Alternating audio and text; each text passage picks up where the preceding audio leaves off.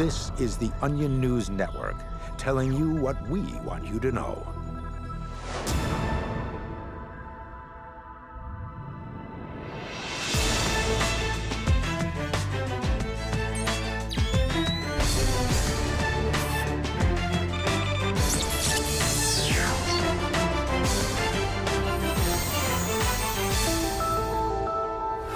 I'm Brooke Alvarez, and we are on high alert here in the Fact Zone. Tonight, of course, we're focused on the devastating cyber attack by Al-Qaeda, which sent this image of a piglet wearing boots to the American public a few hours ago, effectively crippling our servers as millions of people forwarded the photo to friends, posted the image on their Facebook walls, or added it to their Twitter pages, causing millions more to respond with comments like "I want one" or "OMFG cute."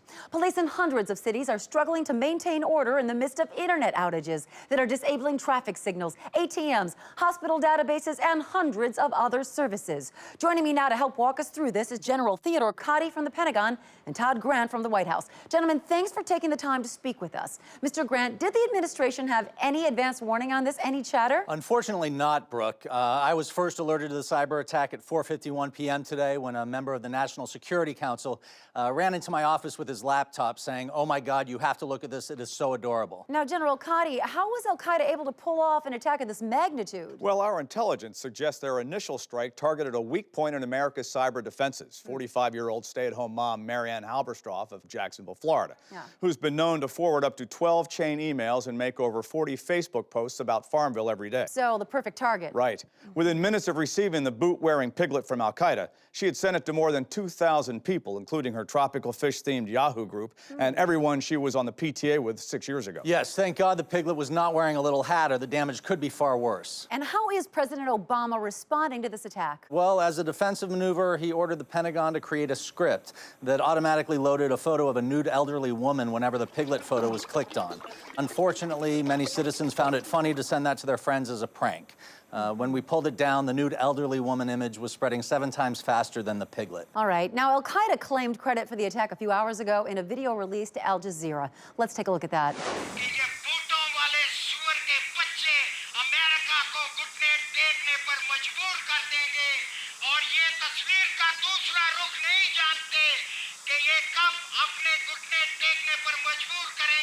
And General Cotty, do we know what kind of attack was being alluded to in that video? Well, recent satellite photos of Al-Qaeda camps show that they've been stockpiling kittens, babies, Star Wars costumes, even pandas. Wow. They could already possess the capability to construct a video so viral it could cripple the nation permanently. Terrifying. Mr. Grant, General Cotty, thank you both for speaking with us. We'll be coming back to this crisis throughout the show, but right now, let's turn to politics.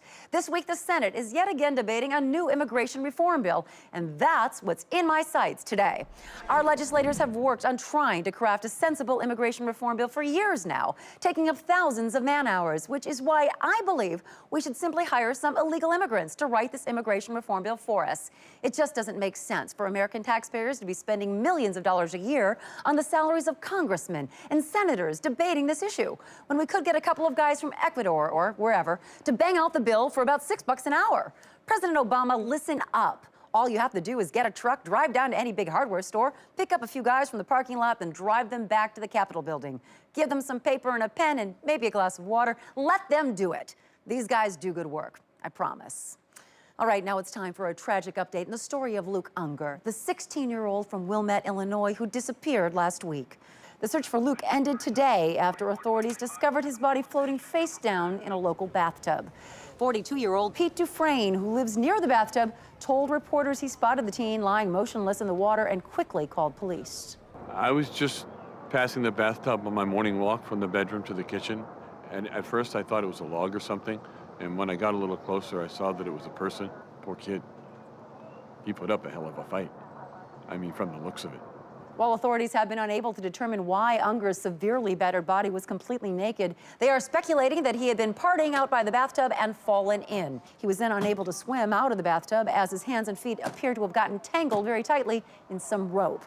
Very sad news there. Those bathtubs can be dangerous. That's why I never go near them. I just get a morning steamed towel rub down from my woman, Claire. Now, before that Piglet in Boots attack threw everything into disarray this afternoon, Washington had been buzzing over an announcement by Senator Dave Tillis, the nation's first openly drunk politician. Pressures of public life has made me lose sight of what is really and truly important, and that is drinking. I love alcohol, and I need to recommit myself to the consuming of it. After this is over, I intend to check into the Super 8 motel off on I-95, and I'll have an entire case of wild turkey. Thank you. That is all. I love drinking. Though the drunk community has lost a leader, Tillis has paved the way for other groups. Republican Victor Sandow, the nation's first openly cocaine-addicted politician, is currently leading in the polls for a runoff election that will be held to fill Tillis's vacant Senate seat. He appeared on Washington this afternoon earlier today. The first thing we're gonna do is take care of this Iran thing. We're just gonna get it done with. You know, fix it. Okay. Then we'll get everyone jobs. Everyone. Sandow apparently then promised to end the AIDS epidemic in Africa before stealing all the microphones from the studio. All right, there's a bit of good news, even amidst this terrible cyber attack. While everyone is being warned to stay away from their computers, viewers in New York can still keep up with my moment-to-moment Twitter updates on the Onion News Network Times Square live wall. Okay, now, as you probably know, Cross-Examination, hosted by former prosecutor Shelby Cross, is one of the highest-rated programs here on the Onion News Network. Well, this week, Shelby's helping get Americans involved in keeping their neighborhoods safe by encouraging them to get their own justice sheds. Here's what Shelby said about the campaign on last night's Cross-Examination. Everyone needs to get a justice shed. So you have a place to throw that little juvenile delinquent you caught loitering out on the street corner, or to throw those illegal immigrants you and your neighbors round up outside the hardware store. This is not rocket science, people. If you don't already have a shed, or you're not handy with the tools, hop on down to the hardware store and pick one up. The police can only do so much, people. They are bogged down with things like finding evidence to prove someone's guilty. But look, when I see somebody I don't trust, I don't have time for all that red tape. I just call up my neighbors, Frank and Terry. We get out there with baseball bats, fishing nets, and we knock that suspect out. And we toss him in our justice shed. And then it's up to us whether we call the authorities or we just start dealing out some shovel beatings. That's democracy, people. If you don't have to limit yourself to one shed, sky's the limit. We have one viewer. This Randall F. in Branson, Missouri. He made himself a maximum security shed and a juvie shed. How about that? That's the biggest benefit of the Justice Shed, people. You are in charge. Now, since I've started this campaign, I have received hundreds of thank yous from people all across this country who are much safer because they made a Justice Shed. I want you to take a look at these. Shelby, this is the 25th criminal we've caught. We just wanted you to see us throw him in our Justice Shed. Get up. Oh, jump. Get him in there. Shelby, our justice shed was all filled up, so we created this justice cage. It's just as good. These guys, I think we caught them shoplifting, and this is my daughter's boyfriend. Shelby, just wanted to show you the justice shed we got going. My buddy's car got stolen, and someone told us it was someone wearing a blue or red shirt that did it. So we've been rounding up anyone matching that description. So far, none of them's confessed, but we're gonna start shooting some BBs in there pretty soon, and we're pretty sure one of them's gonna break. Look, if you don't have a yard big enough to place a justice shed in, go out and get yourself a justice barrel. I don't care. The important thing is to take control of your safety by any means necessary. All right, I'm just getting word now that we have an urgent news blast coming in. Details are unclear at the moment, but it appears that Al-Qaeda has launched a second wave of its cyber attack. This animated video of the Piglet in Boots now wearing ballet shoes and doing a crudely animated routine to dance with the Sugar Plum Fairy, which the Piglet is also singing in a cute Piglet voice. This devastating video has reportedly overloaded all remaining internet servers. I repeat, the United States is now without internet service. I don't want to cause a panic, but I urge you to stockpile food, barricade your home, and mentally prepare to kill your neighbors and family members should they turn on you. We'll be back in a moment. You're back in the Fact Zone. I'm Brooke Alvarez. If you're just joining us, a terrorist cyber attack has shut down the internet nationwide. We're getting word that with no more access to blogs or social networking websites, people are now taking to the streets to broadcast their inane opinions. The new Arcade Fire track is pretty derivative. Locavore is by far the best iPhone app. Eat locally, guys. No way, man. You gotta slow smoke a brisket for at least 17 hours. And use cedar chips. We'll continue to keep you updated on this crisis, but right now we have some breaking news coming into us from Wilmette, Illinois. Authorities there are reporting a second teenager's body has just been pulled from the bathtub at 119 Sycamore Lane. This time a 17-year-old named Rebecca Roberts. We are speculating that Rebecca saw Luke flailing in the water and jumped in to save him, perhaps underestimating the depth of the water. From the looks of the cuts up and down her body, we think she may have been dragged along the bottom of the bathtub by the currents. Pete Dufresne, who lives near the bathtub, noticed the second body floating face down while birdwatching along the perimeter of the tub. Teens everywhere should learn a lesson. It's never good to try to be a hero to save your friends when they're in danger. It never ends well. Police say Rebecca's death is the 8th accidental drowning to occur in the bathtub this year. We simply don't have the resources to post an officer at that tub 24 hours a day. We put up a sign, but it keeps getting vandalized. Such an awful story. If I was less professional, I'd probably be choked up right now. Okay, let's go over to Tucker Hope at the Recon Wall for our daily briefing. Tucker. Thank you very much, Brooke. It's a frightening time to be alive, but I feel safer just knowing that I'm here with you. Let's start off in Minnesota, where yet another celebrity sex tape has surfaced. This time, the steamy tape is an audio recording of radio star Garrison Keillor seemingly engaged in a variety of sex acts. The website Radar Online posted this 7-hour-long recording on their website this morning, and we have a clip here.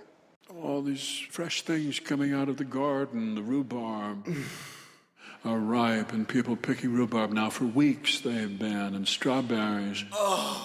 Keillor has so far made no comment about the tape, which at one point includes the prairie home companion Naughty Boy narrating a day in the life of a turn-of-the-century homesteader while he is believed to be receiving oral sex from 2 women. Take a listen. His mother was hanging up pots and pans after the noon dinner. The day was Friday. Oh, naughty. Don't stop. She would sweep the floor with a broom. Keep going. Let's go to St. Petersburg, Florida now, where the FDA has linked the deadly E. coli outbreak there to several employees not washing their hands after using the bathroom. FDA spokesman Steve Hoyer addressed reporters this afternoon. Take a look. I would like to, urge the American people to go ahead and wash their hands after handling their own feces. Because honestly, and maybe you don't know this, it's not safe to eat human feces. Wherever you are, wherever you're sitting, get up and go wash your hands with soap. And now moving on to Alabama, the safety of genetically modified food is once again being called into question after an ear of corn begged for death. Kill me, please. Kill me. It hurts. Kill me. St. the corn's creator, released a statement assuring the public that there was no danger to the food supply, and it reads, just because the corn is sentient and in constant pain doesn't mean it's unhealthy or unsafe to eat. Just ignore the corn. Brooke? Just goes to show you, Tucker, that people will complain about anything. Yes, they will. Now, if you've eaten at a restaurant recently, this next story may shock you. Gavin Fisher and the Onion News Network's Special Investigative Undercover Response Team filed this report.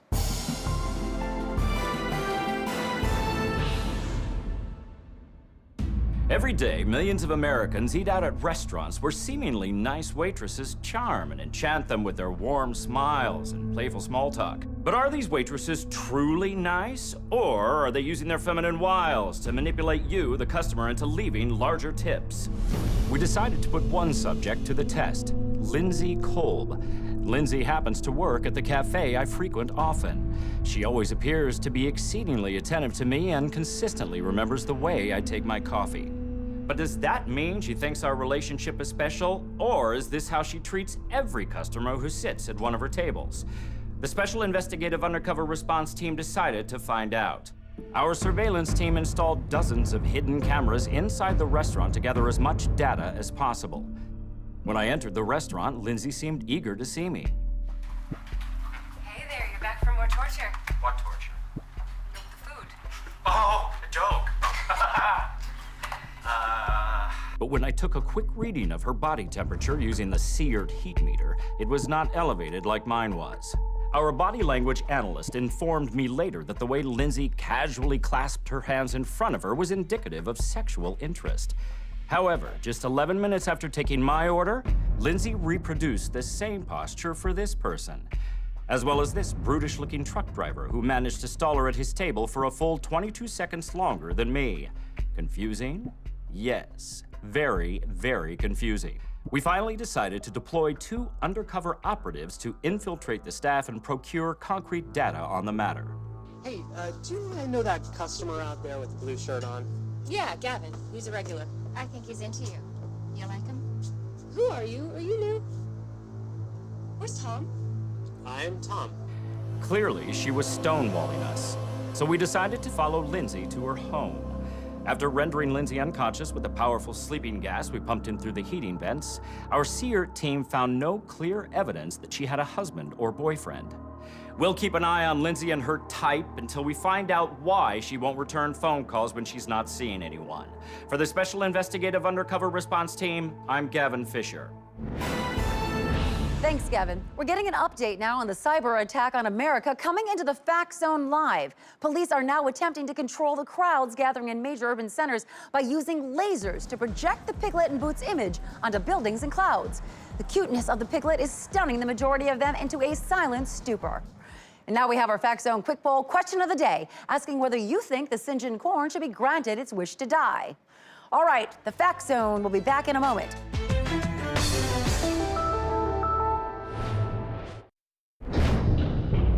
You're back in the Fact Zone on the Onion News Network. I'm Brooke Alvarez. Now, occasionally we like to shift our focus from the world's newsmakers to you, the little people. Today's Eye on the Nation comes to us from local affiliate WONN5 in Pennington, Illinois. Hundreds of people turned out today to congratulate local hero John Dillo on receiving a Purple Heart and Bronze Star for his service in Afghanistan almost 20 years after he shit his pants in the middle of a social studies lesson in Mrs. Barnes' 4th grade class. That's right, Blake. The courageous action he took to protect his fellow soldiers after he was shot by insurgents is getting him even more attention than when classmates asked, "What's that smell?" Pointed directly at him and shouted, "Oh my God, Dillo shit his pants." John Dillo from... Okay. John Dillo. He's a pants shitter that lives past the old Cranston place, right? Good for him. Mayor Sue Hallinan invited John down to City Hall to give him the key to the town he grew up and crapped himself in. We're all so proud of you, John.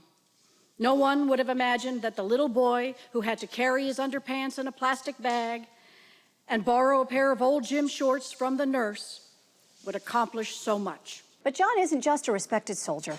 The man who once shit right down the leg of his jeans into his sock donates his time and money to the American Leukemia Society. Oh, that Dillo's a great kid. He's the kind of guy I would want my daughter to marry if he could walk 10 feet without shitting his pants.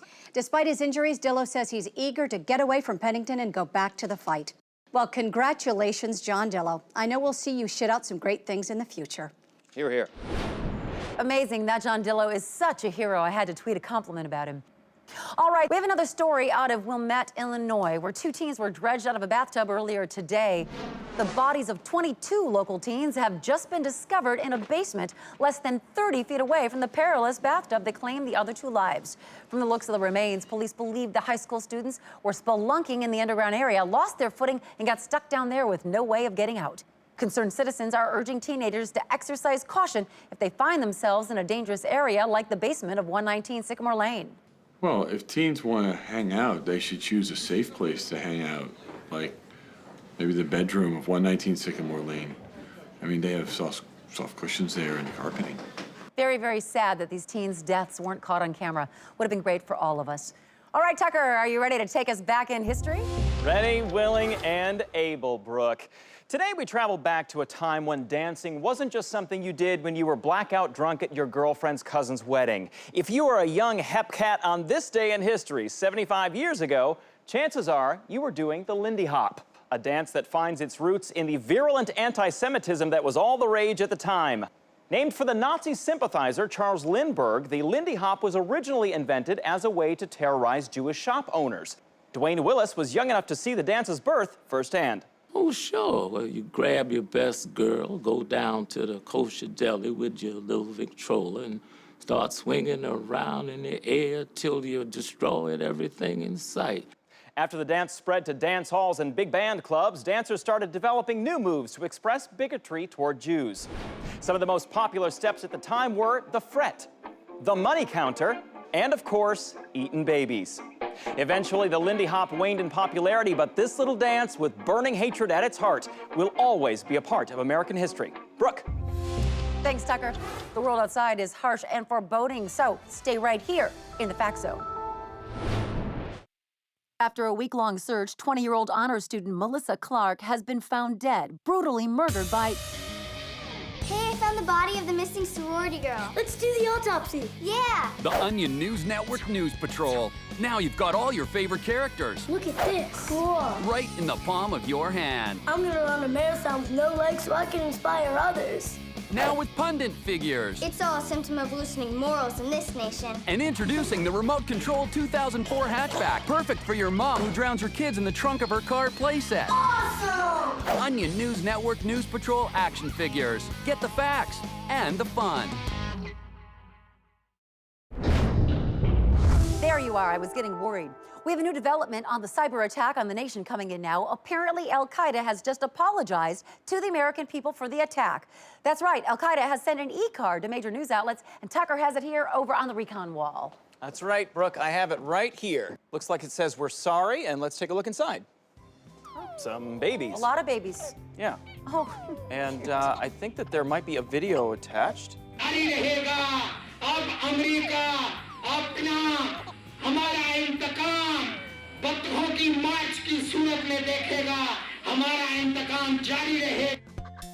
Oh, how cute! Okay, Brooke, my producers are telling me that millions of people are searching Duckling Parade right now. Tucker, the ducklings have a friend. It's a dapper gentleman bunny. Oh, this is too cute. I've got to tweet Thomas about it. No, I don't think that's a good idea. It's going to take a minute. It's no big deal. No!